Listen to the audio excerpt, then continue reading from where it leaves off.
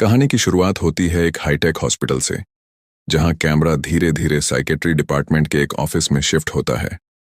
वहां एक महिला मनोचिकित्सक साइकेट्रिस्ट अपने यंग मस्कुलर पेशेंट से गंभीर स्वर में पूछती है, क्या तुम यह पुष्टि कर सकते हो कि तुम्हें सच में हर जीवित इंसान एक सुअर जैसा दिखता है? लड़का कुछ कहे बिना सिर्फ सिर हिला देता है। डॉक्टर की भौहें सिकुड़ जाती हैं। वह और करीब झुककर लगभग फुसफुसाते हुए पूछती है, रुको, क्या तुम मुझे भी ऐसे ही देख रहे हो? इस बार लड़का बिना हिचकिचाए लाल चमकती आंखों के साथ हाँ में जवाब देता है। अब कैमरा पेशेंट के नजरिए से सीन दिखाता है। डॉक्टर का चेहरा मानो इंसानी नहीं, बल्कि किसी चश्माधारी खड़ी नाक वाले एनिमल जैसा दिखाई देता है। इससे साफ हो जाता है कि उसकी हालत सिर्फ बहाना नहीं, सचमुच अजीब है। डॉक्टर शॉक के बावजूद अंदर से सोचती है, इतना स्मार्ट एंड हैंडसम लड़का यह कैसे हो सकता है? वह उसकी कंडीशन टेस्ट करने के लिए अजीब कदम उठाती है। अपने कोट के बटन धीरे धीरे खोलते हुए कहती है, शायद हमें तुम्हारी बॉडी रिस्पांस चेक करनी चाहिए। लड़का पसीने पसीने हो जाता है। उसकी सांस तेज हो जाती है। डॉक्टर और पास झुककर हल्की मुस्कान के साथ पूछती है, तो बताओ, अब तुम्हें क्या दिख रहा है? पेशेंट की आंखों से देखा जाए तो सीन और भी डरावना है। डॉक्टर का चेहरा वही है, लेकिन उसकी छाती की जगह भी छोटे छोटे कार्टूनिश एनिमल फेस उगाए हैं। दूसरी ओर डॉक्टर को पूरा यकीन है कि वह इतनी आकर्षक है कि कोई उसे कभी जानवर के रूप में देख ही नहीं सकता। लड़का अचानक खड़ा होकर सीधे सपाट शब्दों में कहता है, आई सी 2 पिग्स। ये सुनकर डॉक्टर का चेहरा जम जाता है। उसका आत्मविश्वास एक पल में टूट जाता है। वह तेजी से शर्ट पकड़ती है, पीछे हटती है और पहली बार मान लेती है कि पेशेंट की हालत गंभीर है। वह फौरन प्रोफेशनल मोड में लौटती है। डेस्क पर रखे ह्यूमन स्पाइन मॉडल को उठाकर समझाती है, तुम्हारी रीढ़ की हड्डी में गंभीर विकृति डिफिटी है। इससे ब्रेन और ऑप्टिक नर्व्स पर दबाव पड़ रहा है। शायद इसी वजह से तुम्हें यह सब दिखाई दे रहा है। डॉक्टर चेतावनी देती है, सर्जरी ही एकमात्र उपाय है, लेकिन रिस्क बहुत बड़ा है। गर्दन से नीचे पैरालिसिस तक हो सकता है। लड़का शांत होकर सुन रहा होता है, लेकिन अचानक उसकी आंखें खून जैसी लाल हो जाती हैं। वह मॉडल की ओर हाथ बढ़ाकर ठंडी आवाज में कहता है, मेरी रीढ़ वापस दो। डॉक्टर का दिल जोर से धड़कने लगता है। उसे एहसास होता है कि यह मरीज हकीकत और भ्रम डेल्यूजन में फर्क ही नहीं कर पा रहा। उसके मन में बस यही ख्याल आता है, इतना स्मार्ट लड़का और इतनी खतरनाक सोच, क्या बर्बादी है। दृश्य बदलता है और यान भीड़ भाड़ वाली बस में खड़ा है, हाथ में मेडिकल रिपोर्ट लिए हुए, जिसमें गंभीर मानसिक विकार का जिक्र है। उसकी नजर से देखें तो पूरी बस में लोग उसे मानवीय रूप वाले सुअर जैसे दिखाई देते हैं। यान सोचता है कि उसे हमेशा से दुनिया कुछ ऐसी ही दिखती आई है, शायद इसलिए कि उसके माता पिता सुअर काटने का काम करते थे।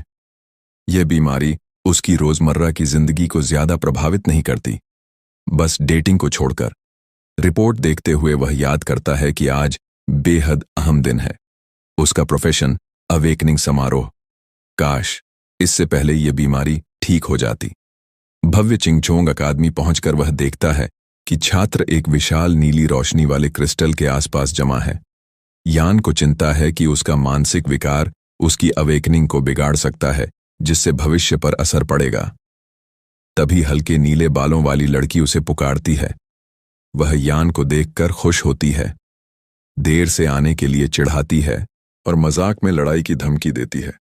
मगर यान की आंखों में वह भी सुअर जैसी ही लगती है, बस नीले रंग के शेड के साथ। लड़की उसे झकझोरती है और पूछती है कि उसने सुना या नहीं। राह चलते छात्र उसे शूलिंगन कहकर छेड़ते हैं कि वह यान के साथ ज्यादा ही घुली मिली है। कोई कहता है कि दोनों बचपन के दोस्त हैं और शायद जल्दी शादी भी कर लें। गुस्से में शूलिंगशान कहती है कि गसिप को नजरअंदाज करो। यान सिर हिला देता है। तभी अकादमी के बुजुर्ग प्रधानाचार्य समारोह शुरू होने की घोषणा करते हैं और बताते हैं कि अवेकनिंग पूरी तरह उनकी मूल विशेषताओं, शक्ति, फुर्ती और आत्मा पर आधारित है। उच्च गुणों का मतलब है उन्नत पेशे का मौका। पहला छात्र मध्य स्तर का मेटल वर्कर बनता है, दूसरा उन्नत हीलर, तीसरा जूनियर इंजीनियर और निराशा में गिर पड़ता है। अब लाल नारंगी बालों वाला ताकतवर लड़का क्रिस्टल को छूता है, स्वर्णिम रोशनी फूट पड़ती है। उसे दुर्लभ श्रेणी का कॉम्बैट पेशालिस प्लेट्स में मिलता है। प्रधानाचार्य उसका नाम पूछते हैं। वह गर्व से कहता है, लूजिंग लॉन्ग। प्रधानाचार्य प्रसन्न होकर उसके घर जाने और भविष्य पर चर्चा करने का वादा करते हैं। फिर यान का नाम पुकारा जाता है। शलिंग शान उसे प्रोत्साहित करती है। प्रधानाचार्य जानते हैं कि यान अजीब है, मगर उसके आंकड़े औसत से 3 गुना अधिक हैं। शायद कोई चमत्कार हो। यान जैसे ही क्रिस्टल को छूता है, बिजली सी चमक के साथ विस्फोट हो जाता है। प्रधानाचार्य और भीड़ पीछे हट जाती है। प्रकाश इतना प्रबल है कि प्रधानाचार्य घोषणा करते हैं, यह डिवाइन टीयर है। सबसे ऊंची श्रेणी, मगर परिणाम चौंकाने वाला निकलता है। Life type profession divine pig butcher छात्र पहले हैरान, फिर थके लगाते हैं। कोई क्रिस्टल को दोष देता है, कोई बहस करता है कि क्या यह सौभाग्य है या दुर्भाग्य। प्रधानाचार्य गुस्से और निराशा में भर जाते हैं। इतने वर्षों बाद पहली बार डिवाइन टीयर जागा, और वह भी सबसे घटिया समझा जाने वाला पेशा। यान अकेला आगे बढ़ता है। तभी उसकी आंखों के सामने केवल उसे दिखाई देने वाली नीली होलोग्राफिक स्क्रीन उभरती है। सिस्टम इंटरफेस, उसमें उसका पूरा स्टेटस, प्रोफेशन, टैलेंट और स्किल दिखाई देते हैं। स्वाइन नेमेसिस और प्लेड ऑन गॉड स्लेइंग। पहली स्किल है ब्लड शैडो पूचर, जो सुअरों को भयभीत कर सकती है। स्वाइन नेमेसिस उसे स्वरों पर 50% अतिरिक्त नुकसान पहुंचाने की क्षमता देता है, और जितना अधिक सुअर मारेगा बोनस बढ़ता जाएगा। साथ ही उनसे उसे आधा नुकसान ही होगा। ये देखते ही यान हल्की मुस्कान देता है। आंखों में लाल चमक उभरती है। उसे एहसास होता है कि यह पेशा कमजोर नहीं, बल्कि उसकी ताकत है, क्योंकि उसकी नजर में पूरी दुनिया सुअर जैसी दिखती है। अकादमी में लौटते समय छात्र उसका मजाक उड़ाते हैं। लूजिंग लॉन्ग और उसका साथी उस पर हंसते हैं। दोस्त कहता है कि उसे असली ड्रैगन की उम्मीद थी, पिग बुचर की नहीं। शलिंगन यान के पास आती है। उसके सिर पर हाथ रखकर कहती है कि डिवाइन लेवल पिग बुचर होना भी बुरा नहीं। तुम अपने पिता के नक्शे कदम पर हो। बाकी छात्र जलन से देखते हैं। कुछ तो रोने लगते हैं कि उन्हें डिवाइन टीयर क्यों नहीं मिला। शूलिंग शान शर्माते हुए कहती है कि उसके और यान के पापा दोनों खुश होंगे। यान को याद आता है कि वे बचपन से पड़ोसी हैं, और उनके माता पिता हमेशा उन्हें एक साथ देखने का सपना देखते रहे। प्रिंसिपल का चेहरा अब थोड़ा शांत हुआ, और उन्होंने अगला नाम पुकारा, शूलिंग शान। उसकी बारी आते ही वह नर्वस और एक्साइटेड हो गई। उसने यान की तरफ देखते हुए कहा, चाहे मेरी माँ का पेशा सिलाई का हो या पापा का वाइन बनाने का, मैं हमेशा तुम्हारे साथ रहूंगी। यह सुनकर यान कुछ पल के लिए निशब्द रह गया। शूलिंग शान ने गहरी सांस ली और क्रिस्टल पर हाथ रखा। तभी एक तेज बर्फीली नीली रोशनी आसमान को चीरती हुई ऊपर उठी। अब तक की सबसे शक्तिशाली जागृति प्रिंसिपल स्तब्ध रह गए और घोषणा की, legendary combat profession snow soul sword immortal. वे यकीन नहीं कर पा रहे थे कि इतनी साधारण फैमिली से इतनी दुर्लभ शक्ति कैसे जन्म ले सकती है। फुसफुसाने लगी, अब गेम ओवर, चिंगलोंग अब गंभीर हो गया है। उसका साथी हैरान था। पिग बुचर होकर भी इसमें यह ताकत कहां से आ गई? माफी मांग लेता तो बच जाता। सबको पता था कि जिंगलोंग की तलवार स्टील पाइप तक काट सकती है। शर्म और क्रोध से जलते हुए वह चिल्लाया कि यान को खत्म कर देगा। पर जैसे ही वह वार करने बढ़ा, हवा बर्फीली हो गई। हल्की बर्फ गिरने लगी। उसकी तलवार पर बर्फ जम गई और देखते ही देखते उसका शरीर जमने लगा। जिंगलोंग ने मुश्किल से शूलिंग शान की ओर देखा और गुर्राकर पूछा, तुम अब भी यान का साथ क्यों दे रही हो? शूलिंग शान हाथ बांधकर खड़ी थी। चारों ओर ठंडी शक्ति फैली हुई थी। वह ठंडे स्वर में बोली, बस करो। दोनों को घूरते हुए कहा, मैं नहीं चाहती कि मेरे लिए तुम दोनों लड़ो। सीन पीछे झूम हुआ। तीनों प्लाजा में अलग खड़े थे। शूलिंग शान ने यान को देखा और कहा, अब तो समझ आ गया होगा कि हम एक ही दुनिया के लोग नहीं हैं। यह मेरी तरफ से आखिरी मदद थी। अतीत को अलविदा। पर यान ऊब भरे अंदाज में खड़ा रहा, कान खुजाते हुए जैसे कुछ हुआ ही ना हो। उसने जमाई ली और कहा, अगर और कुछ नहीं है तो मैं चलता हूं, और निकल पड़ा। शूलिंग शान जाते हुए आखिरी चेतावनी दी, चिंग चिंग से दूर रहो। अगली बार अगर जिंगलोंग बदला लेने आया तो मैं नहीं रोकूंगी। दो गपशप करती लड़कियां उलझन में थीं। यह लड़का तो गंभीर बातों की भी परवाह नहीं करता। सीन बदलता है। अभियान अकेला डस्क के समय शहर की सड़क पर टहल रहा होता है। तभी एक औरत अपने खतरनाक दिखने वाले बड़े कुत्ते के साथ सामने आ जाती है। कुत्ता गुस्से में भौंक कर रास्ता रोक लेता है। उसी पल यान की आंखों में हल्की लाल चमक उभरती है और उसकी नजर में हकीकत बदल जाती है। वह औरत एक विशाल काय सुअर जैसी दिखती है और कुत्ता एक जंगली खूंखार वराह में बदल जाता है। असलियत में डॉग पट्टा खींचकर काटने को दौड़ता है। यान शांत अंदाज में सीधा कहता है, अपने सुअर को पीछे कर लो, सॉरी डॉग रास्ता रोक रहा है। यह सुनकर औरत तमतमा जाती है। यान की नजर में वह सुअर औरत उससे भिड़ रही है। ये सड़क तेरे बाप की है क्या? शिष्टाचार नहीं है। यान गहरी सांस लेकर सोचता है, सही मौका है। नई ताकत को आजमाने का समय आ गया। वह बिना देर किए अपनी थ्योरी टेस्ट करता है और नीली ऊर्जा से भरी जबरदस्त किक कुत्ते पर मारता है। केक इतनी घातक होती है कि डॉग वहीं ढेर हो जाता है। औरत हैरान होकर देखती है मानो उसके पालतू की आत्मा निकल गई हो। वह रोते हुए चिल्लाती है, मेरा बेटा। उसी क्षण यान के सामने नीले रंग का सिस्टम नोटिफिकेशन आता है, स्वाइन नेमेसिस बोनस +1%। यान की चमकती आंखें नोटिफिकेशन पर टिक जाती हैं। कंफर्मेशन मिल गया। कोई भी सुअर जैसी आकृति दिखे तो स्किल काम करता है, चाहे असल में सुअर हो या ना हो। गुस्से से कांपती औरत उस पर झपटती है, तू हत्यारा है, मेरे बेटे को मार डाला, अब मैं तुझे मार डालूंगी। लेकिन यान शांत रहता है और ठंडे लहजे में कहता है, हाँ मैं साइको हूं। फिर वह आराम से अपनी मेडिकल रिपोर्ट निकाल कर दिखाता है, जिस पर मोटे अक्षरों में लिखा है PSICO। उसकी बर्फ जैसी आंखों में यह साफ झलकता है कि उसे किसी बात की परवाह नहीं। वह कहता है, कुछ कहना है वरना मैं जा रहा हूं। डर के मारे औरत का गुस्सा पल में उतर जाता है। चेहरे पर बनावटी मुस्कान लाकर कहती है, कुछ नहीं, सब ठीक है, टेक केयर, और तुरंत पीछे हट जाती है। सीन बदलकर यान के घर पर आता है। माता पिता अपने बेटे को देखकर बेहद खुश होते हैं। उसके मजबूत और हंसमुख पिता मजाक में पूछते हैं, तो क्या तू सच में सुअर काटने वाला बन गया? मां प्यार से मुस्कुरा देती है और यान सिर हिलाकर हामी भरता है। पिता गर्व से गले लगाते हैं, शाबाश बेटा, यही असली धंधा है। लड़ाई झगड़े से दूर रहकर यह काम ज्यादा सुरक्षित है। कल स्लॉटर हाउस चलते हैं। रात में यान एक पिग थीम वाले पायजामे में चैन की नींद सो रहा होता है, लेकिन घर के बाहर नीली चमकती जुड़वा आंखों वाला एक रहस्यमयी शख्स खड़ा दिखता है। उसका चेहरा पट्टियों से ढका है। वह यान के माता पिता के कमरे के पास जाकर धीमे स्वर में कहता है, क्या घोस्ट क्राई का बेटा वाकई सिर्फ एक कसाई है? अचानक याक युवान की आंखें खुल जाती हैं और उनमें खतरनाक चमक दिखाई देती है।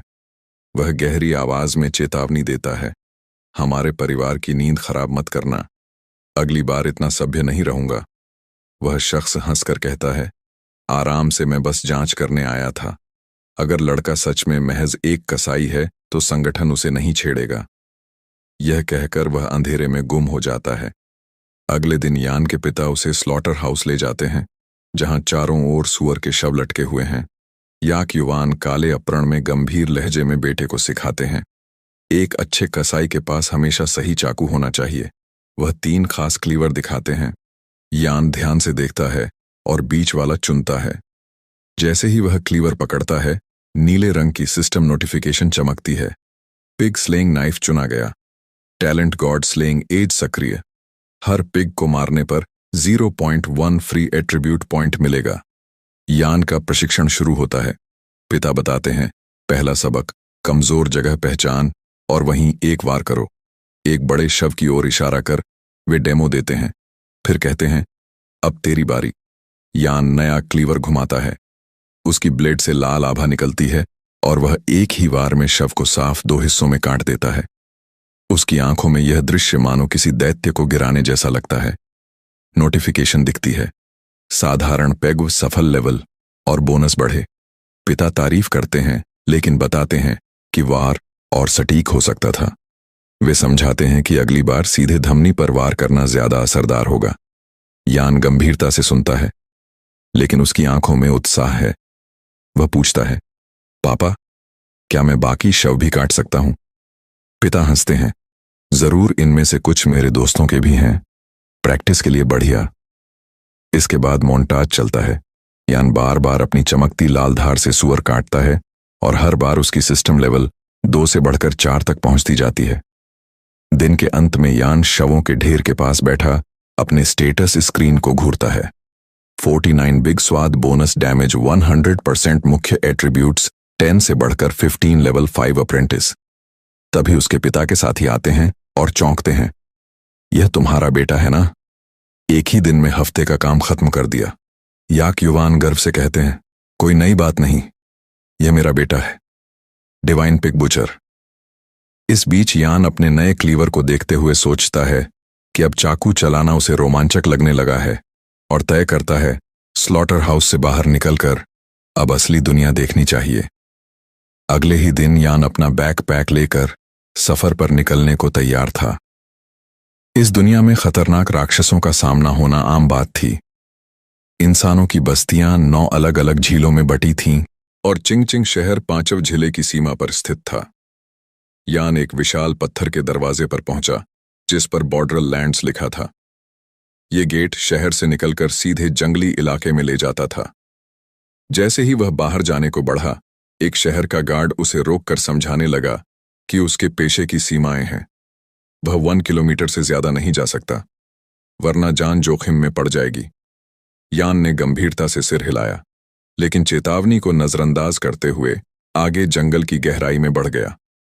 डार्क फॉरेस्ट में अचानक झाड़ियों से सरसराहट हुई और एक छोटा हरा जीव खंजर लहराते हुए हमला करने को कूदा। यान ने तुरंत उसे गोब्लिन के रूप में पहचान लिया और अपनी ब्लड शैडो बूचर तकनीक आजमाई। सिस्टम ने सक्रिय होने का संकेत दिया और उसका प्रभाव साफ दिखा। गोब्लिन का गुस्सा डर में बदल गया। वह यान के भयावह आभा से जम गया। यान ने आसानी से वार चकमा देकर उसे गिरा दिया। नोटिफिकेशन आई, एक और गोब्लिन पिग खत्म। जितने मजबूत दुश्मन गिरते, यान के स्तर और शक्ति में उतनी ही बढ़ोतरी होती। तभी उसने आसपास अंधेरे में दर्जनों हरी आंखें देखीं और अपने पुराने गुरु की बात याद आई, जहां एक गोब्लिन है वहां पूरी टोली पास ही होती है। मगर डरने के बजाय यान लगभग प्रसन्न दिखा और खंजर थाम लिया। फिर से लेवल बढ़ाने का मौका था। चारों तरफ से गोब्लिन पिग्स टूट पड़े, लेकिन यान का हमला बवंडर की तरह चला। चमकते चाकू से एक एक कर सब गिरते गए। आखिर में केवल एक बचा जो भय से कांप रहा था। यान की लाल चमकती आंखें और डरावनी मुस्कान देखकर उसने भी दम तोड़ दिया। गोब्लिनों के निशान का पीछा करते हुए यान एक बड़ी काली गुफा तक पहुंचा, जहां अंदर दर्जनों शव बिखरे पड़े थे। उसने अकेले पूरे घोंसले का सफाया कर दिया था। सिस्टम अलर्ट आया। उसका स्तर अब 6ठे दर्जे का प्रशिक्षु हो गया और उसकी क्षमताओं में जबरदस्त बढ़ोतरी दर्ज हुई। तभी गुफा के गहरे हिस्से से अजीब आवाज आई। यान ने तुरंत रुख मोड़ा और लकड़ी के बैरिकेड को एक तेज किक से तोड़ दिया। अंदर जो दृश्य था उसने माहौल बदल दिया। एक सुनहरे बालों वाली कम उम्र की लड़की लाल रस्सियों से बंधी थी, मुंह पर पट्टी बंधी और डर से कांप रही थी। पास ही 2 छोटे गोब्लिन शिशु रो रहे थे। यान ने धीरे धीरे आगे बढ़ते हुए अपना चमकता हुआ चाकू उठाया। लड़की ने सोचा कि यह भी कोई खतरा है और आंखें कसकर बंद कर लीं, लेकिन अगली ही क्षण तेज लाल रोशनी में उसकी रस्सियां कट गईं और गोब्लिन शिशु भी मार गिराए गए। आजाद होते ही लड़की चीख उठी, मगर यान ने शांत स्वर में कहा कि डरने की जरूरत नहीं, सभी दुश्मन खत्म हो चुके हैं। लड़की ने राहत की सांस ली और भावुक होकर यान को गले लगाया, जबकि वह खुद असहज महसूस कर रहा था। उसने बताया कि गोब्लिन उसे अपमानित करने वाले थे। यान ने झिझकते हुए साफ कहा कि वह उसे बचाने नहीं आया था। लड़की, जिसका नाम सियानंद था, ने यान की ताकत देखकर पूछा कि क्या वह कोई लड़ाकू पेशे का इंसान है। यान ने जवाब दी, बिना गुफा छोड़ दी। मगर जल्द ही उसने देखा कि सियानन उसका पीछा कर रही है। यान ने सख्त लहजे में पूछा कि वह उसका पीछा क्यों कर रही है। क्या वह गोब्लिन की जासूस तो नहीं? लड़की ने डरते हुए साफ इनकार किया और कहा कि वह अकेले लौटने से डर रही है। बातचीत के दौरान उसने बताया कि वह अपनी मां के जन्मदिन के लिए ब्लड मून फ्लावर ढूंढने आई थी। उसने सौदा प्रस्तावित किया, अगर यान मदद करे तो वह उसे चिंग-चिंग के सबसे बेहतरीन हथियार बनाने वाले से मिलवा सकती है। यान प्रभावित नहीं हुआ और उसे वापस जाने की धमकी दी, लेकिन सियानन ने अपनी पहचान उजागर की। वह स्या परिवार की बेटी थी, जिसका मुखिया 9वें दर्जे का मास्टर था। उसने प्रमाण के तौर पर एक कीमती जेड अमोलेट दिखाया, जो उसके पिता का सुरक्षा चिन्ह था। यान ने वस्तु को परखा और उसकी असलियत मान ली। अब उसका रवैया पूरी तरह बदल चुका था। वह कहता है, ठीक है, सौदा मंजूर। मैं तुम्हें ब्लड मून फ्लावर दिलाऊंगा, बदले में तुम मुझे टॉप टियर चाकू दिलवाना। शियान मुस्कुराकर उसका हाथ थामती है। डील पक्की। वह जेब से एक मुड़ा हुआ नक्शा निकालती है और उसे खोलकर एक लाल क्रॉस वाले निशान की ओर इशारा करती है। यहीं मिलेगा ब्लड मून फ्लावर, लेकिन सावधान रहना, इसके पास हमेशा एक गार्डियन रहता है। सर्वाइवल गाइड के अनुसार इसकी ताकत 9th रैंक अप्रेंटिस जितनी है। मैं इतनी ताकतवर नहीं हूं, यान हल्की मुस्कान के साथ जवाब देता है। मैंने तो कभी ऐसा पाइथन देखा ही नहीं। उसका अजीब रिएक्शन शियान को चौंका देता है। फिर वह सोचती है, जिसने अकेले पूरी गोबलिन ट्राइब का सफाया कर दिया, उसके पास कोई ना कोई जबरदस्त कॉम्बैट प्रोफेशन जरूर होगा। प्लान बन जाने के बाद यान कहता है, तुम आगे आगे चलो। शियान उसे देखती है, मन ही मन उलझन में। यह लड़का भरोसेमंद भी लगता है और खतरनाक भी। जैसे जैसे दोनों घने जंगल में आगे बढ़ते हैं, वे लंबे घास के बीच चुपचाप कदम रखते हैं। तभी शियान अचानक रुककर इशारा करती है। जो आगे एक विशाल जीव आराम कर रहा है। Silver heard rhinoceros. वह फुसफुसाती है, इसे मत छेड़ना। अगर यह भड़क गया तो इसकी ताकत 8वें रैंक के अप्रेंटिस जैसी हो जाती है। धीरे से निकल चलते हैं। लेकिन यान के दिमाग में कुछ और ही चल रहा होता है। शियान की आंखें फैल जाती हैं जब वह देखती है कि यान अपना पिक्स स्लिंग नाइफ उठाकर हमला करने की तैयारी कर रहा है। वह घबराकर पूछती है, तुम क्या करने वाले हो? यान की नजरें दृढ़ हो जाती हैं। आज यह घास खा रहा है, कल इंसानों को खा जाएगा। इसे जिंदा नहीं छोड़ सकते। शियान चुप रह जाती है। उसकी तर्क शक्ति पूरी तरह से समझ से बाहर है। इससे पहले कि वह कुछ बोल सके, यान झपटता है। वह हवा में समरसॉल्ट लगाते हुए एक जबरदस्त क्रॉस स्लैश करता है। चाकू की चमक गर्दन पर पड़ते ही विशाल जीव वहीं ढेर हो जाता है। खून की बौछार उठती है। शियान बस पत्थर सी खड़ी रह जाती है। विश्वास नहीं होता कि इतनी ताकतवर क्रिएचर को उसने एक ही बार में ऐसे खत्म कर दिया जैसे कोई मामूली काम हो। सिस्टम पैनल को देखते ही लू को पता चलता है कि उसका डैमेज अब 122% तक पहुंच गया है और वह अब 7th लेवल का अप्रेंटिस बन चुका है। तभी उसकी नजर अपने नाइफ पर पड़ती है, जो अब काफी हद तक घिस चुका है। उसका एज लगभग खत्म हो गया है। इसी बीच एक लड़की क्यूरियोसिटी से पूछती है, हे लू, तुम्हारा प्रोफेशन क्या है? तुम इतने पावरफुल कैसे हो सकते हो? लू हल्का सा मुस्कुराता है और कैजुअली जवाब देता है, मेरा प्रोफेशन तो बिल्कुल सिंपल है। मैं एक पिग बुचर हूं। यह सुनकर लड़की बिल्कुल शॉक में आ जाती है। वो कहती है, यह कैसे हो सकता है? एक लाइफ टाइट प्रोफेशन इतना स्ट्रांग कैसे हो सकता है कि एक सिल्वर हॉर्न राइनोसोरस को भी सिर्फ एक स्ट्राइक में गिरा दे? लू बिना कुछ कहे सिंपली राइनोसोरस का सिल्वर हॉर्न काट लेता है और सोचता है, यह फ्यूचर में मेरे काम आ सकता है। फिर लड़की हैरानी से बोलती है, यहां से थोड़ी ही दूर ब्लड मून फ्लावर्स मिलते हैं। लू तुरंत रिसॉन्ड करता है, तो फिर किस बात का इंतजार? चलो, और दोनों जंगल की गहराइयों में और अंदर तक बढ़ने लगते हैं। जंगल के दूसरे कोने में प्रिंसिपल लिंगचू, ल्यू जिंगलोंग और 2 और स्टूडेंट्स ट्रेनिंग के बाद वॉक कर रहे थे। प्रिंसिपल बोला, यह हमारी पहली फील्ड ट्रेनिंग थी और तुम लोगों ने वैसे ही परफॉर्म किया जैसे मैंने सोचा था। तुम लोग सच में काफी कैपेबल हो। ल्यू जिंगलोंग ने लिंगचू को टेढ़ी नजरों से देखकर हल्का सा मुस्कान दिया। तभी प्रिंसिपल को एक अजीब सी वाइब महसूस हुई, जैसे कोई और भी जंगल में छुपा हो। वो तुरंत चीख कर बोला, जो भी हो, बाहर निकल आओ। जंगल के अंधेरे से 2 फिगर्स धीरे धीरे सामने आए और यह और कोई नहीं, हमारा हीरो ल्यू और एक लड़की थी। ल्यू ने सोचा, यह लोग यहां क्या कर रहे हैं? दूसरी तरफ ल्यू जिंगलोंग जोर से हंसकर बोला, अरे ल्यूज, बताओ तुम यहां क्या कर रहे हो? ल्यू ने कैजुअली जवाब दिया, क्या करना, बस जंगल में वॉक कर रहा था और रास्ते में तुम लोग मिल गए। जिंगलोंग ये सुनकर इरिटेट हो गया। तभी एक और लड़की मजाक उड़ाती हुई बोली, मैं बताती हूँ ये यहाँ क्यों है। शायद ये अभी तक लिंगचू को भूल नहीं पाया और छुपके छुपके इसका पीछा करते हुए यहाँ तक आ गया। सबकी नजर लिंगचू पर गई, जो अभी भी पिग प्रिंसेस के फॉर्म में थी। जिंगलोंग ने एक अजीब सी एक्सप्रेशन के साथ लियू को देखते हुए कहा, मैंने तुम्हें पहले ही बोला था, हमारे स्ट्रेंथ का डिफरेंस अब जमीन आसमान का हो चुका है। तुम मेरा पीछा करना छोड़ दो। यह सुनकर लियू के अंदर का गुस्सा उभर गया। उसका चेहरा तुरंत बदल गया। जिंगोंग जोर से हंसता है, बोलता है, देखो तो जरा, उस दिन सबके सामने इंसल्ट होने के बाद भी यह यहां तक आ गया।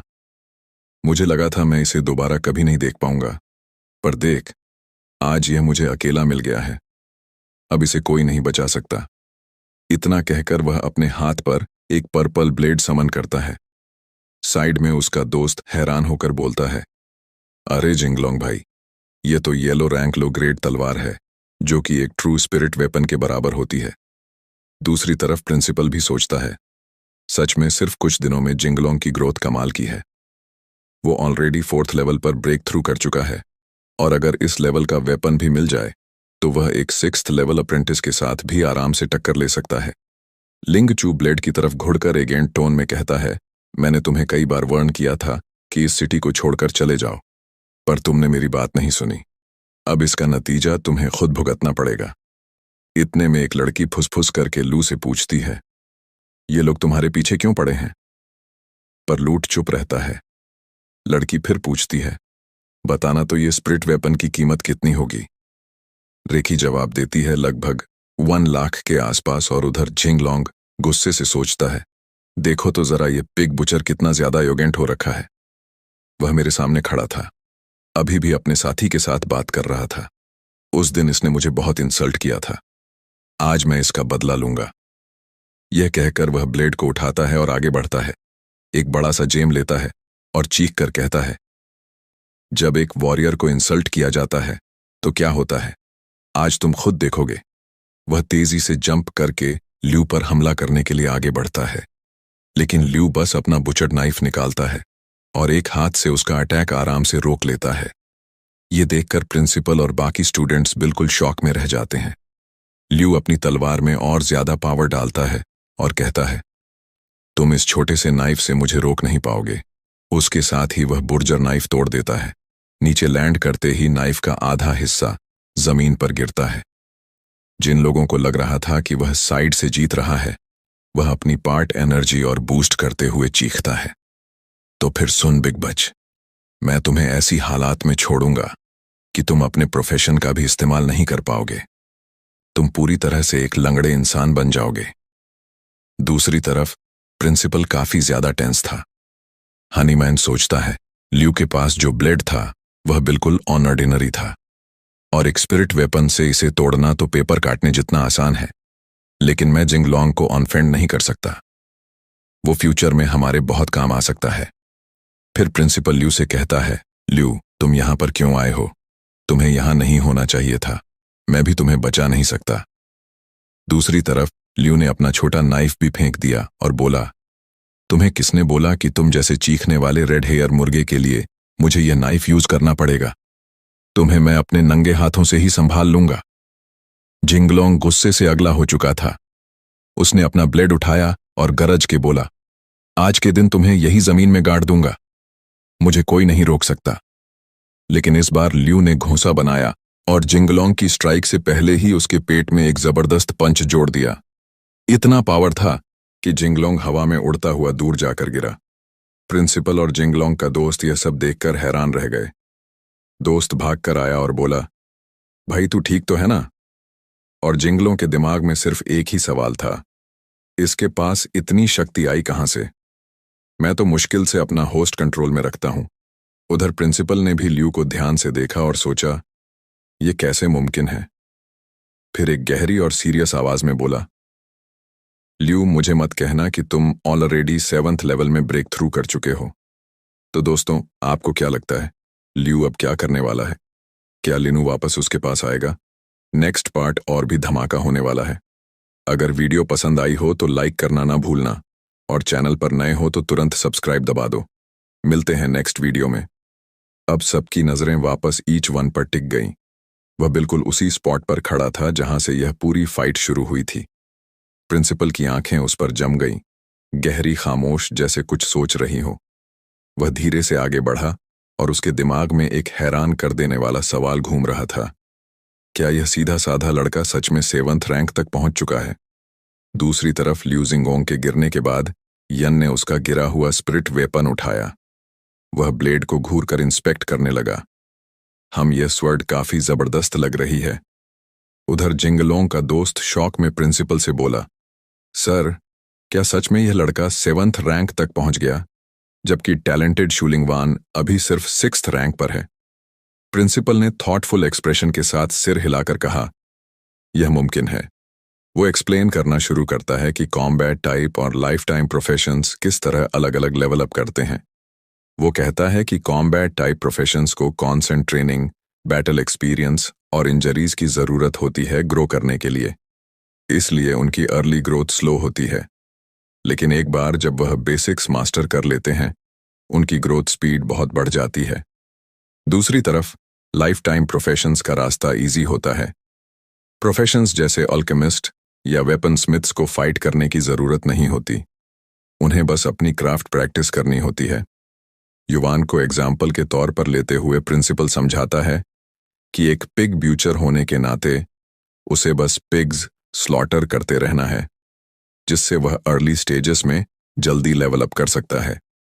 फ्लैशबैक में दिखाया जाता है कि युवान कितनी आसानी से एक पिग ब्यूचर करता है और यह simple path to power highlight होता है। शूलिंगन यह सुनकर समझ जाती है कि युवान ने जीत सिर्फ इसलिए पाई क्योंकि उसके पास हायर लेवल की वजह से हाई बेस स्टैट्स थे, न कि बेटर स्किल की वजह से। वह क्यों? वह हर रैंक के साथ डबल हो जाते हैं। हाई लेवल तक पहुंचते पहुंचते यह नंबर बहुत बड़ा हो जाएगा।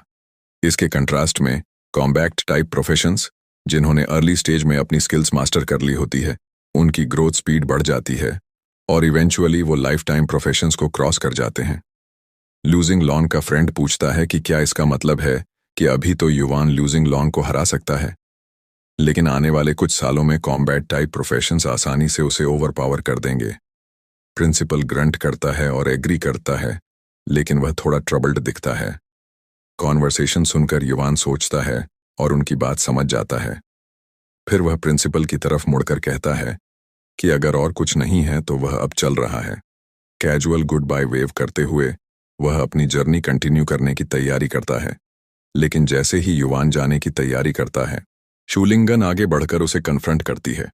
उसके चेहरे पर पिटी का एक्सप्रेशन होता है। शूलिंग-1 उससे पूछती है कि वह यह सब क्यों कर रहा है। क्या उसके रीसेंट पिग स्लॉटर एफ शलिंग-1 और यूएन के बीच स्टेप करते हुए वह गुस्से में पूछती है कि क्या यह लोग कभी रुकेंगे भी। वो क्लैरिफाई करती है कि यूएन उसके साथ है सिर्फ ब्लड मून फ्लावर ढूंढने के लिए, और उनकी मुलाकात एक कंप्लीट कोइंसिडेंस थी। अपने हाथों को हिप्स पर रखते हुए वह फ्यूरियसली पूछती है कि यह सब लोग अपने दिमाग में क्या क्या इमेजिन कर रहे हैं। एडमी ग्रुप की हैवी सेट फीमेल स्टूडेंट जवाब में टोंट करती है। शियान को मॉक करते हुए कहती है कि वह उस कमबैक को ट्रेजर कर रही है जिसे शलिंगान ने थ्रो कर दिया। ल्यू जिंगल लॉन्ग का फ्रेंड भी करता है कि यूएन औरतों को सिड्यूस करने में एक्सपर्ट है। वो कमेंट करता है कि उसने कितनी जल्दी नई लड़की ढूंढ ली, और सार्कास्टिकली कहता है कि दोनों परफेक्ट मैच है। उनकी लगातार टोंटिंग से शियान का पेशेंस टूट जाता है। वो एक पावरफुल पंच फेंकती है जिससे एनर्जी की वेव निकलकर सिर्फ उन 2 स्टूडेंट्स को नहीं बल्कि पूरे एकेडमी ग्रुप को हिट करती है, जिसमें शूलिंग-1 और प्रिंसिपल भी शामिल हैं। प्रिंसिपल ऑफ गार्ड पकड़ा जाता है और उसके गाल पर रेड हैंड प्रिंट रह जाता है। हैरानी से सोचता है कि उसने उसे भी क्यों मारा। शियान स्टोइक यूएन के बगल में खड़ी होती है। उसके फिस्ट्स गुस्से में क्लड होते हैं। शूलिंग-1 अपना खुद का लाल पड़ा गाल पकड़ते हुए डिसबिलीफ में पूछती है कि उसने कैसे हिम्मत की उसे मारने की। उसका गुस्सा भड़क उठता है और उसका बॉडी आइसी ब्लू ऑरा से गिर जाता है। उसके snow soul sword immortal power का वह अपनी स्वर्ड ड्रॉ करती है और प्योर रेस से भरे एक्सप्रेशन के साथ शियान से पूछती है कि क्या वह मरना चाहती है। जैसे ही शूलिंग-1 अटैक की तैयारी करती है, शियान बिल्कुल डिफाइंड खड़ी रहती है। वो अपनी फैमिली का प्रोटेक्टिव एमुलेट उठा लेती है जो उसके पावरफुल बैकग्राउंड का साफ सिंबल है और सबको चैलेंज करती है कि कोई उसे छू कर दिखाए। एमुलेट की साइड देखते ही सब रुक जाते हैं। प्रिंसिपल के माथे पर नर्वस स्वेट आ जाता है। वह तुरंत रिकग्नाइज कर लेता है कि यह टोकन कितना पावर रिप्रेजेंट करता है। तुरंत वो शूलिंग वन का आर्म पकड़कर चिल्लाता है कि वह रुके। वह एक्सप्लेन करता है कि अब उसने रिकॉग्नाइज कर लिया है कि यह लड़की पावरफुल शी फैमिली की यंग बेस है। उसकी पूरी एटीट्यूड कमांडिंग से बदलकर फ्रेंडली हो जाती है। वो शियान की तरफ अपोलोजेटिक एक्सप्रेशन के साथ मुड़कर पूछता है कि वो यहाँ क्या कर रही है, लेकिन शियान स्मॉल टॉक के मूड में नहीं होती। वह उसकी बात डिसमिस कर देती है और साफ कहती है कि वह जहां चाहे जा सकती है। फिर टेबल्स पलटते हुए वो प्रिंसिपल को क्रिटिसाइज करती है कि उसके स्टूडेंट्स की क्वालिटी और मैनर्स कितने पुअर हैं। प्रिंसिपल सिर्फ सिर झुकाकर माफी मांगता है और अग्री करता है कि यह उसकी मिस्टेक थी। प्रॉमिस करता है कि वह वापस जाकर उन्हें अच्छे से डिसिप्लिन करेगा। लेकिन शियान यहीं नहीं रुकती। वो शूलिंग वान की तरफ एक्यूजेटरी उंगली दिखाकर डिमांड करती है कि प्रिंसिपल उसे युवान से माफी मंगवाए। शूलिंग वन स्टन रह जाती है। उसका दिमाग घूम जाता है ये रियलाइजेशन पाकर कि यह लड़की महान श्या हाई की बेटी है। वो समझ नहीं पाती कि इतना हाई स्टेटस पर्सन युवान के साथ क्यों है। प्रिंसिपल शॉ फैमिली को नाराज करने से बचने के लिए सख्ती से शलिंगवान को ऑर्डर करता है कि वह तुरंत अपोलोजाइज करें। कॉर्नर्ड और इंसल्ट महसूस करते हुए शूलिंगवान धीरे से अंछा के साथ युवान से माफी मांगती है। उसकी नजरें नीचे झुकी होती हैं, लेकिन अंदर से उसका चेहरा गुस्से से भरा होता है। वो मन ही मन कसम खाती है कि शिया फैमिली को इस इंसल्ट का जवाब जरूर मिलेगा। ड्रामा से परेशान होकर युवान शिया से कहता है कि अब उन्हें चलना चाहिए। जैसे ही वह दोनों जाने लगते हैं, जमीन पर पड़ा डिफिटेड ल्यू जिंगलोंग चिल्लाकर कहता है, रुक जाओ। वो डिमांड करता है कि युवान उसका स्पिरिट वेपन वापस करें। युवान स्टोलन स्वर्ड पीठ पर टांगे पीछे मुड़कर स्मोक करता है और ल्यू जिंगलोंग को टेंट करते हुए कहता है, अगर हिम्मत है तो खुद आकर ले लो, मैं हर वक्त फाइट के लिए रेडी हूं। श्याम मजाक में डिफिटेड राइवल की तरफ रेसबेरी ब्लो करती है। एकेडमी ग्रुप को पीछे छोड़कर यूनन और शियान अपनी क्वेस्ट जारी रखते हैं। रास्ता कठिन है। दोनों खुरदरी रॉकी जगहों से गुजरते हुए आगे बढ़ते हैं। शियान मैप निकालकर देखती है। पास की क्लिफ पर चमकती हुई लाल केव को देखकर वह कंफर्म करती है, यही जगह है, सावधान रहना यन। जैसे ही वे तैयारी करते हैं, यूनन को अचानक एक सिस्टम नोटिफिकेशन मिलता है। नोटिफिकेशन बताता है उसने अपनी स्पिरिट वेपन को एक्सक्लूसिव बिग स्लेइंग नाइफ के रूप में सेलेक्ट कर लिया है। गॉड स्लेइंग एज इफेक्ट अब एक्टिवेट हो चुका है। नई वेपन की हाई क्वालिटी की वजह से हर पिक किल पर अब उसे 0.2 फ्री एट्रीब्यूट पॉइंट्स मिलेंगे, पहले से डबल।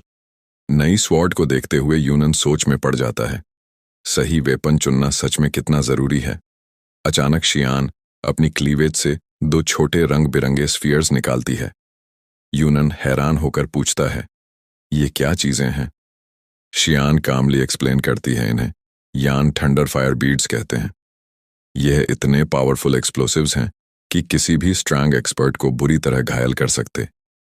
वह बताती है कि अगर ब्लड मून ग्रेट पाइथन बहुत ज्यादा पावरफुल निकला तो यह उसका लास्ट रिसोर्ट होगा। यूएन हिम्मत भरे एक्सप्रेशन के साथ कहता है कि वह सचमुच रूथलेस है और अनाउंस करता है कि वह पहले स्काउट करने ऊपर जाएगा। वह एक्सपर्ट तरीके से क्लिफ चढ़ना शुरू करता है। अपनी नई स्वॉर्ड का सहारा लेते हुए एक लेड्स पर पहुंचकर उसे चमकते हुए लाल फ्लावर्स का सुंदर पैच दिखाई देता है। उसकी सरप्राइज बढ़ जाती है जब वह देखता है कि शियान पहले से ही वहां मौजूद है। वो एक आसान रास्ता ढूंढकर वहां पहुंच चुकी थी। एक्साइटेड होकर वह खुशी से कहती है कि यह फ्लावर्स असली हैं और यह बहुत rare blood crystal twin flowers है। लेकिन उसकी खुशी के साथ ही अचानक हवा में डर का एहसास फैल जाता है। अचानक केव की अंधियारी से एक बड़ा शैडोई हेड बाहर आता है, जिसकी लाल चमकती आंखें फ्लावर पर टिकी होती हैं, जो यूएन पकड़े हुए होता है। यूएन स्टंट रह जाता है इतने बड़े क्रिएचर को देखकर। वो बीस्ट और कोई नहीं बल्कि ब्लड मून ग्रेट पाइथन होता है। लेकिन यूएन की नजर से उस स्नेक हेड पर पिग जैसा स्नाव दिखाई देता है। वह बड़ा पिग। तो दोस्तों, आज के लिए इतना ही। अगर आपको यह मानवा पसंद आया हो तो वीडियो को लाइक करना और चैनल को सब्सक्राइब करना बिल्कुल मत भूलना, क्योंकि आगे और भी धमाकेदार मानवा एक्सप्लेन। लेकिन यूएन बिल्कुल भी नहीं डरता और आराम से पूछता है, क्या देख रहा है? कभी फ्लावर नहीं देखा क्या? ईच वन उस मॉन्स्टर पिग स्नेक को चिढ़ाते हुए पूछता रहता है कि क्या उसने कभी किसी को फूल तोड़ते देखा है। उसका बोल्ड एटीट्यूड देखकर वह मैसिव क्रीचर एक पल के लिए उलझ जाता है। मौका पाकर ईच वन फ्लावर पकड़ता है और जानवर की ऊंची जगह से छलांग लगाकर भाग जाता है। ऑपोजिट क्लिफ से सूनान उसे भागते देखती है और जल्दी एक्ट करने को चिल्लाती है। जब वह देखती है कि मैसिव पाइथन वॉर करने ही वाला है, तो वह उसे सावधान रहने को कहती है और पूरी ताकत से अपनी एक यान थंडर फायर बीड फेंक देती है। बीड हवा में उड़कर पाइथन के चेहरे पर मैसिव फायरी ब्लास्ट के साथ फटती है और यूएन जमीन पर गिर जाता है। यानानीन उसके पास दौड़ती है और घबराकर पूछती है कि वह ठीक है या नहीं। क्लिफ एज से दोनों एक्सप्लोजन के बाद का नजारा देखते हैं। ब्लड मून ग्रेट पाइथन का मैसिव सिर बीड की ताकत से पूरी तरह उड़ चुका था, जिसे देख वे हैरान रह जाते हैं। यूएन ऊंची आवाज में सोचता है, क्या उस बीड में वाकई इतनी पावर थी? लेकिन लड़ाई खत्म नहीं हुई थी। पाइथन की मैसिव हेडलेस बॉडी पीछे उठती है और अपनी पूंछ से वार करता है, हवा में अविश्वसनीय स्पीड और फोर्स से लहराते हुए। लेकिन सिर न होने की वजह से उसके हमले बेढंगे थे और ज्यादा नुकसानदेह नहीं लग रहे थे। तत्काल खतरा टलते ही यूएन आराम से ब्लड क्रिस्टल ट्विन फ्लावर आगे बढ़ाकर शैनन से कहता है, इसे ले लो। वह कीमती चमकते हुए फ्लावर को स्वीकार करती है और उसके चेहरे पर प्योर जॉय साफ दिखने लगती है। एक्साइटमेंट के बाद यूएन उससे पूछता है, यह फ्लावर किस काम आता है? शैनन बताती है कि ब्लड क्रिस्टल ट्विन फ्लावर असल में स्नो मून फ्लावर का म्यूटेड वर्जन है। जहां एक नॉर्मल फ्लावर सिर्फ एजिंग को स्लो कर सकता है, वहीं यह फ्लावर इटर्नल यूथ दे सकता है। वो कहती है, इस दुनिया में कोई भी औरत नहीं होगी जो ऐसा खजाना न चाहे। यीचुआन ध्यान से उसकी बात सुनता है और एक नए इरादे के साथ घुटनों के बल जमीन पर बैठकर अपनी तलवार थाम लेता है। उसे एहसास होता है कि अगर इस फ्लावर का ऐसा असर है तो उसकी मां को भी यह जरूर पसंद आएगा। जैसे ही यीचुआन एक और क्लिफ साइड पर कूदता है, शैनन उम्मीद भरी नजरों से उसे देखती है। वह सोचती है, शायद वह दूसरा ब्लड क्रिस्टल ट्विन फ्लावर मेरे लिए गिफ्ट लाने जा रहा है। शायद उसने आखिरकार मेरा इशारा समझ लिया। लेकिन उसकी उम्मीद तब टूट जाती है जब यीचुआन फ्लावर को बहुत सावधानी से अपने बैकपैक में रख देता है। उनकी जीत का वह पल अचानक एक भयानक रोर से चकनाचूर हो जाता है। वे मुड़कर देखते हैं और सामने डरावना नजारा देखते हैं। ब्लड मून ग्रेट पाइथन मरा नहीं है। उसका कटा हुआ सिर उनकी आंखों के सामने तेजी से रिजनरेट हो रहा है। कैनन पूरी तरह शॉक हो जाती है। उसे एहसास होता है कि बीस्ट थंडर फायर बीड से भी बच गया, तो उसकी शक्ति कितनी इमेंस होगी। 9th रैंक अप्रेंटिस के पीक पर खड़े होकर रिजनरेट हुए मॉन्स्टर को देखते हुए यान शोनान से पूछता है कि क्या उसके पास और एक्सप्लोसिव बीड्स हैं। वो घबराहट में चिल्लाकर कहती है कि उसके पिता ने सिर्फ एक पैर दिया था। अब पूरा रिजनरेट हुआ पाइथन उन पर झुकता है। उसकी लाल आंखें गुस्से में जल रही होती हैं। बिना डरे यान अपना स्पेशल स्किल यूज करता है। Blood shadow butcher ability activate करता है। उसका फियर इंड्यूसिंग ऑरा पाइथन की आंखों में उसकी इमेज प्रोजेक्ट कर देता है, जिससे वह विशाल दानव कुछ पल के लिए टेरर में फ्रीज हो जाता है। पाइथन मेंटल अटैक से पीछे हटता है और अपनी ताकतवर पूंछ उसी जगह पटकता है जहां वे खड़े थे। तेजी से सोचते हुए यीचुआन शैनन को पकड़कर दूसरी लेज पर छलांग लगाता है। वह फिर उसे डांटते हुए पूछता है कि वह बस खड़ी क्यों थी, भाग क्यों नहीं रही थी। शिया नानान शर्माते हुए बताती है कि वह उसका इंतजार कर रही थी। उसे लगा कि उसने अपनी जान रिस्क करके दूसरा फ्लावर उसके लिए लिया है। ये उसे डेड पेन एक्सप्रेशन के साथ देखता है और साफ कहता है कि फ्लावर उसकी मां के लिए गिफ्ट है। उसका इल्यूजन टूट जाता है और उसका चेहरा फ्रस्ट्रेशन से बिगड़ जाता है।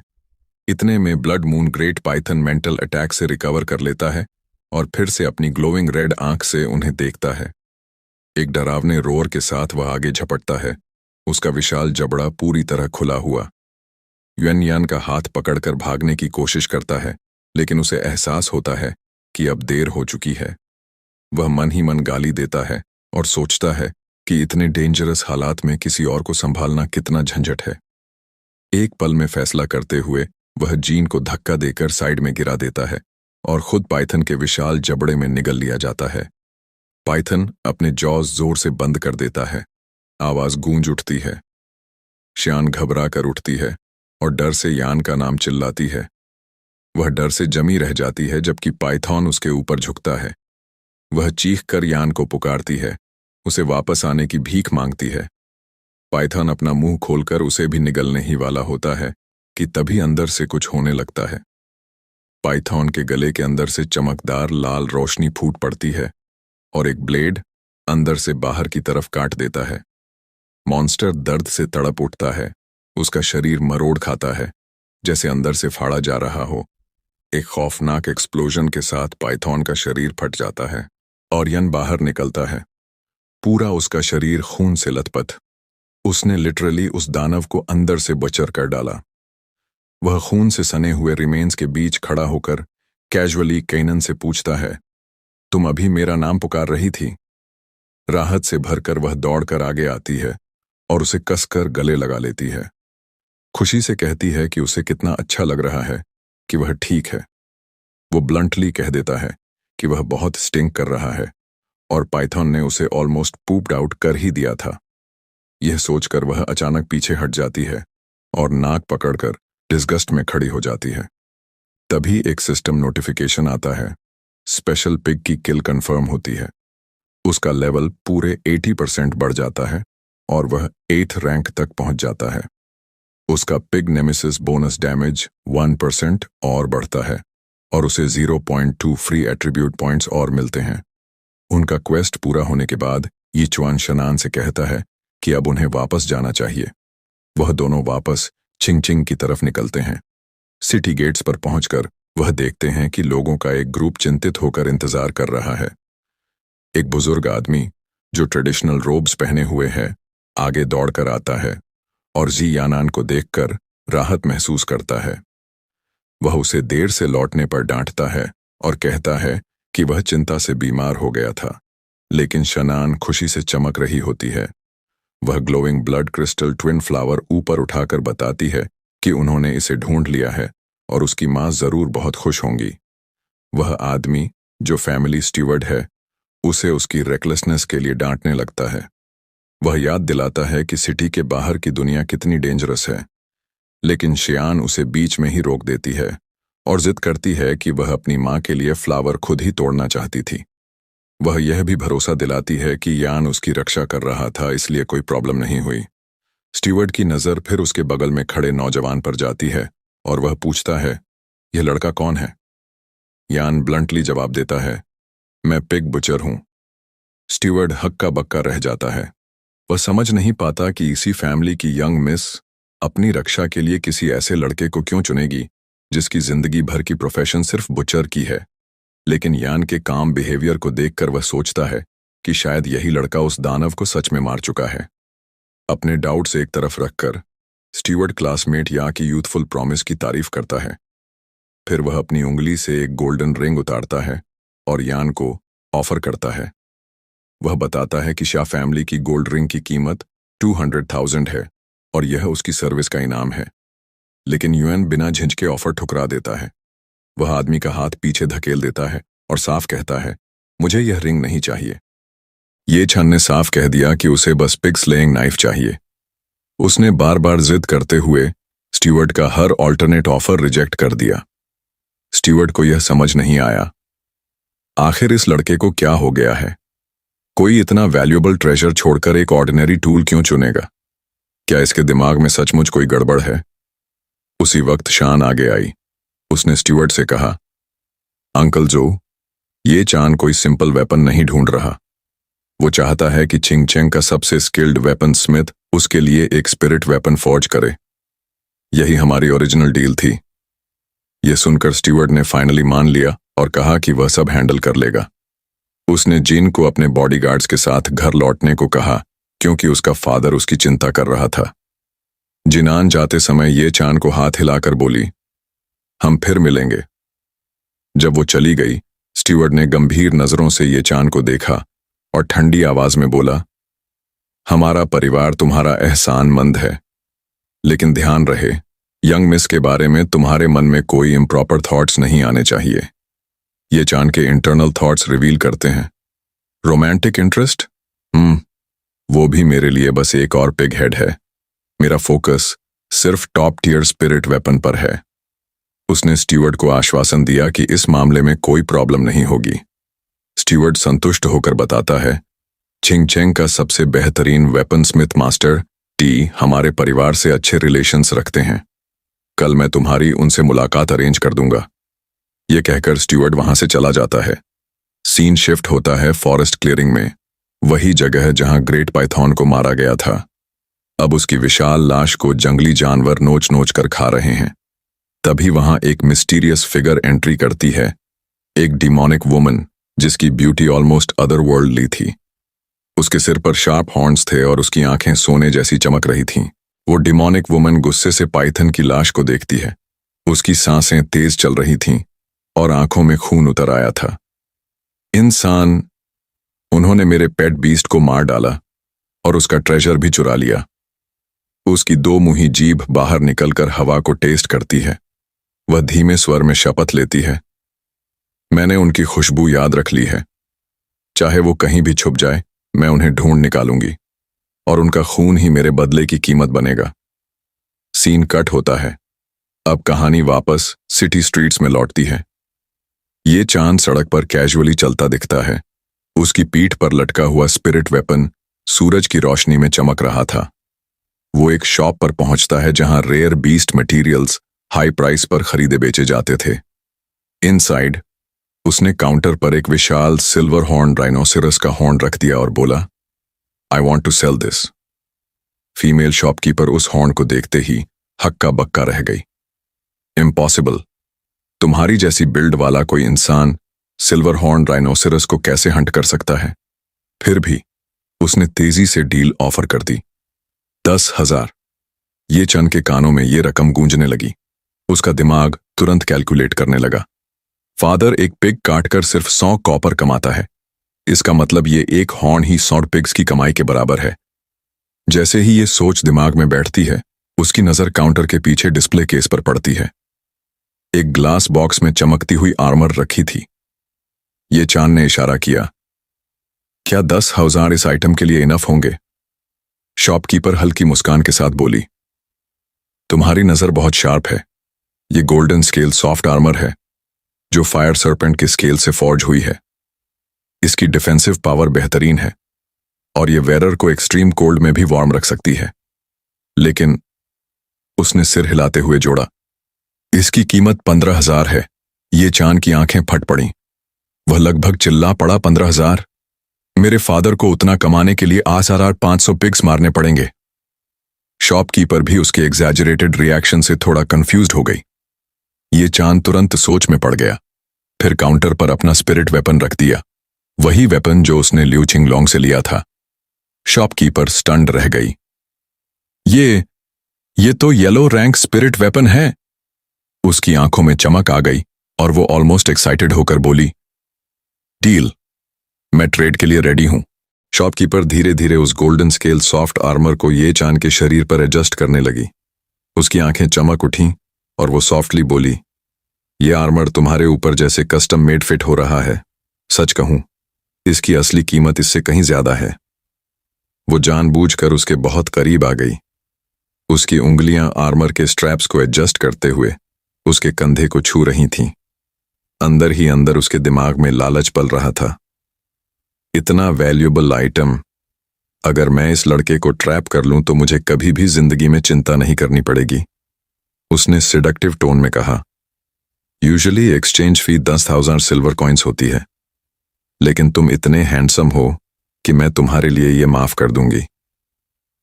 ये चांद की आंखों के सामने उसका चेहरा बदल गया। उसकी नजरों में वो अब एक ब्लशिंग सिडक्टिव पिग वुमन लग रही थी।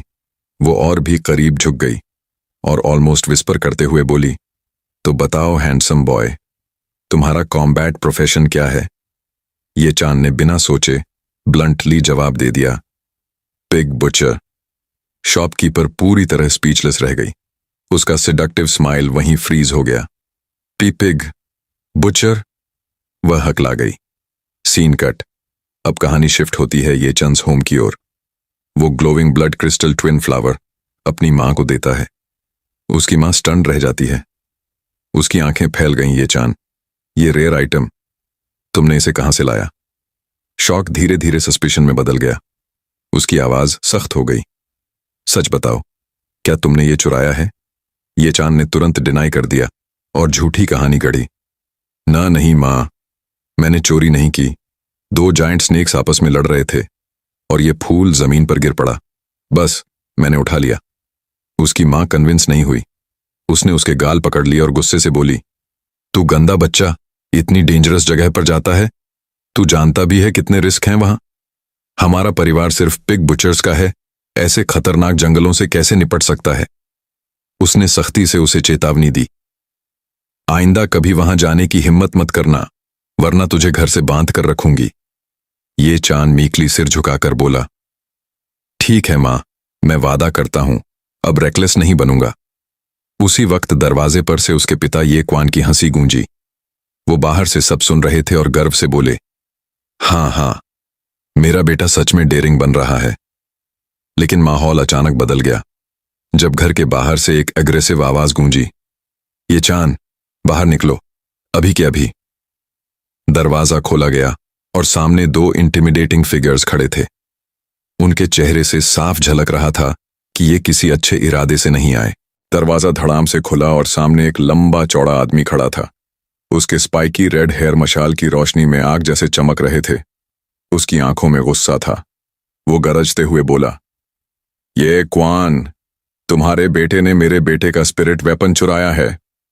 ये क्वान का चेहरा सख्त पड़ गया। उसकी आंखों में डिसबिलीफ था। लू सिंह, उसने कांपती आवाज में कहा, फिर ऑकवर्ड हंसी के साथ बोला, ब्रदर लू, शायद कोई मिसअंडरस्टैंडिंग है। मेरा बेटा तो बस एक सिंपल पिग बुच्चर है। वो स्पिरिट वेपन चुरा ही नहीं सकता। उसके दिमाग में पुराने दिन घूमने लगे। इंटरनल थॉट, लू सिंह, मेरा बचपन का दोस्त, अब 6th रैंक्ड ट्रांसेंडेंट बन चुका है। हमारे सोशल स्टेटस की वजह से हम अलग हो गए थे, लेकिन वो मुझे भाई कहता था। अब ऐसे इल्जाम के साथ क्यों आया है?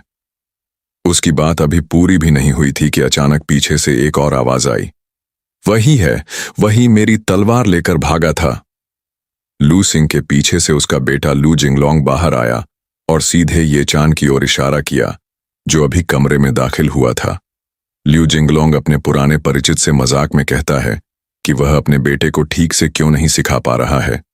वह बताता है कि उसने पहले ही प्रिंसिपल शाओइंग से कहानी की पुष्टि कर ली है और केवल फैक्ट्स पर यकीन होने के बाद ही आया है। फिर वह मांग करता है कि यूएन सीधे अपने बेटे से पूछे कि आरोप सच है या नहीं। गंभीरता से परेशान यईवान यान की तरफ मुड़ता है, जो तनाव में आंखें चुरा रहा होता है। माथे पर पसीना लेकर वह अपने बेटे से सच पूछता है कि असल में क्या हुआ था। यान सच से नहीं घबराता। वह सीधे ल्यू जिंगलोंग को देखता है और बताता है कि उसका बेटा उसे मारने की कोशिश कर रहा था। वह कहता है कि उसने सिर्फ रिटेलिएट करते हुए तलवार ली थी और ल्यू जिंगलोंग को सौभाग्यशाली कहा। ल्यू जिंगलोंग गुस्से से इनकार करता है, चिल्लाता है कि वह तो बस इस पार करना चाहता था। अपने बेटे के गुस्से को नजरअंदाज करते हुए ल्यू जिंगलोंग एक स्यूशन देता है। वह यूएन से कहता है कि अपने पिता के सम्मान में अगर तलवार वापस कर दी जाए तो वह मामले को खत्म करने को तैयार है। लेकिन यूएन ब्लंटली जवाब देता है कि तलवार पहले ही बेच दी गई है। ये बात सुनते ही कमरे में एक झटके जैसी लहर फैल गई। ल्यू जिंगलोंग, ल्यूइंग और याचवान सब पूरी तरह से चौंक गए और कुछ कह नहीं पाए। जैसे ही यह खबर फैली कि सोट बिक चुकी है, ल्यू लिंग, ल्यू जिंगलोंग और यायुएन के चेहरे पर शौक साफ दिख रहा था। लेकिन यह शौक जल्दी ही ल्यू लिंग के चेहरे पर गुस्से में बदल गया। उसने ठंडी और भारी आवाज में कहा, सोट चली गई, अब इसकी कीमत तुम्हें चुकानी होगी। 1 मिलियन तैयार करो। याचुआन ने विरोध करते हुए कहा, इतना बड़ा अमाउंट? वो स्पिरिट वेपन तो मुश्किल से 200,000 का होगा। लियूलिंग ने उसकी बात पूरी सुने बिना ही अपनी पर्पल ऑरा छोड़ दी। हवा में डर का माहौल बन गया और उसकी आंखें खतरनाक चमकने लगीं। ये कोई नेगोशिएशन नहीं है, मैंने जो कहा वो होगा। या युएन के पसीने छूट गए। उसने जल्दी से कहा, ठीक है, हम पैसे देंगे, बस हमें थोड़ा टाइम चाहिए। लियूलिंग ने ठंडी नजर से उसे देखा और कहा, तुम्हारे पास हाफ मंथ है, अगर पैसा नहीं दिया तो मैं खुद उस लड़के को सबक सिखाऊंगा और कोई रहम नहीं करूंगा। पीछे खड़े लियू जिंगलोंग के चेहरे पर एक ईविल मुस्कान आ गई। घर पर लौटने के बाद माहौल भारी था। याचुआन की मदर ने कांपती आवाज में कहा, अब हम क्या करेंगे? क्या तुम अपने पुराने चाइल्डहुड फ्रेंड से जाकर हेल्प नहीं मांग सकते? यायुएन ने थकी हुई आवाज में कहा, मैं कोशिश करूंगा। शायद अगर मैं उसे कुछ पोर्क ले जाकर दूं और माफी मांगूं तो, लेकिन 1 मिलियन इकट्ठा करना लगभग नामुमकिन है। यह सुनकर याचुआन आगे आया। उसकी आंखों में डर नहीं, सिर्फ डिटर्मिनेशन था। आप दोनों परेशान मत होइए, मैं इसे संभाल लूंगा। यायुएन ने बेटे को देखा। गुस्से के बजाय उनके चेहरे पर चिंता थी। उन्होंने धीमी आवाज में कहा, मुझे तुम पर गुस्सा नहीं है, बस अगली बार कोई कदम उठाने से पहले सोचना। याचुआन ने सिर झुकाया और मन ही मन कसम खाई कि वह हालात बदल कर रहेगा। याचुआन गहरी सांस लेकर अपने पेरेंट्स की ओर मुड़ा और कहा, मैं अकेले इसे हैंडल नहीं कर सकता, हमें मिलकर इसका हल ढूंढना होगा। उसके काल्म वॉइस में कहा, बेटा, प्रॉब्लम कितनी भी बड़ी हो, परिवार साथ हो तो हल निकल ही आता है। पिता की बात सुनकर याचुआन के चेहरे पर डिटर्मिनेशन आ गया। उसने मन ही मन ठान लिया, मुझे जल्द से जल्द अपना नया स्पिरिट वेपन बनवाना होगा। जैसे ही मैं स्ट्रांग बन जाऊंगा, लूशिंग जैसी धमकियां खुद ही खत्म हो जाएंगी। ऐसा लग रहा था कि टेंशन थोड़ा कम हो गई है। तभी उसकी मदर ने सस्पिशियस नजरों से उसकी तरफ देखा। याचुआन, तुम हमसे कुछ छुपा तो नहीं रहे? उसकी आवाज में हल्का डर था। ब्लड क्रिस्टल ट्विन फ्लावर बहुत रेयर चीज है, एक साधारण पिग बुचर इसे कहां से ला सकता है? यह सुनकर याचुआन चुप हो गया। उसने महसूस किया कि अब और छुपाना सही नहीं है। थोड़ी देर की खामोशी के बाद उसने कन्फेशन किया, मां, मैं नॉर्मल इंसान नहीं हूं। यह सुनकर दोनों पेरेंट्स शॉक में आ गए। उनकी आंखों में कंफ्यूजन और चिंता साफ दिख रही थी। लेकिन मां ने अचानक सबसे अजीब कंक्लूजन निकाला। उसने वाइड आइज से पूछा, क्या तुम्हारा सीक्रेट यह है कि तुम्हें लड़कियां पसंद नहीं हैं? यह सुनकर याचुआन का फेस बिल्कुल डेड पैन हो गया। वो इरिटेशन में बस धीरे से बोला, मां ने प्यार से उसके गाल पर हाथ रखा और धीरे से बोली, बेटा, अगर तुम्हें लड़के पसंद हैं तो भी कोई बात नहीं, मैं बहुत ओपन माइंडेड हूं, तुम्हें जो भी खुशी दे वही करो। पीछे खड़े पिता ने घबराई हुई हंसी के साथ हामी भरी, हाँ, हमें कोई प्रॉब्लम नहीं है, बस तुम मुझसे दूर रहना। याचुआन पूरी तरह कंफ्यूज्ड और परेशान हो गया। उसने गुस्से में कहा, मुझे ना लड़के पसंद हैं और ना लड़कियां। माँ पिता दोनों चौंक गए। तभी याचुआन ने असली सच बताया, मुझे एक मेंटल इलनेस है। मैं हर लिविंग क्रीचर को पिग की तरह देखता हूं। सीन तुरंत बदल जाता है और हम उसकी नजरों से देखते हैं। अब उसके माता पिता भी शॉक्ड फेसेस वाले 2 पिग लोगों जैसे दिख रहे हैं। यह सुनकर पिता के दिमाग में अचानक बिजली कौंधी। वो बेटे के कंधे पकड़कर एक्साइटेड होकर बोले, इसका मतलब तुम किसी भी लिविंग बीइंग को ऐसे स्लॉटर कर सकते हो जैसे वो बस एक पिग हो। याचुआन ने हल्की सी सिर हिलाकर इसे कंफर्म किया। मां ने हैरानी से पिता की ओर देखा और पूछा, तो क्या इसका मतलब है कि हमारे बेटे का प्रोफेशन असल में कॉम्बैट टाइप है? पिता ने गर्व से मुस्कुराते हुए कहा, हाँ, बिल्कुल। अब उनके चेहरे पर डर की जगह प्राउड एक्सप्रेशन था। पिता ने कहा, याचुआन, मेरे साथ चलो, अब वक्त आ गया है कि मैं तुम्हें असली स्किल्स सिखाऊं। डार्क मूनलाइट के नीचे दोनों एक लंबे पहाड़ी रास्ते पर चढ़ते हैं। रास्ते में पिता बताते हैं, सालों तक पिग्स को काटते काटते मैंने अपनी खुद की unique pig slaying knife technique बना ली है। अब मैं ये टेक्निक तुम्हें सिखाऊंगा ताकि अगर कभी तुम्हारी जान खतरे में पड़े तो तुम खुद को बचा सको।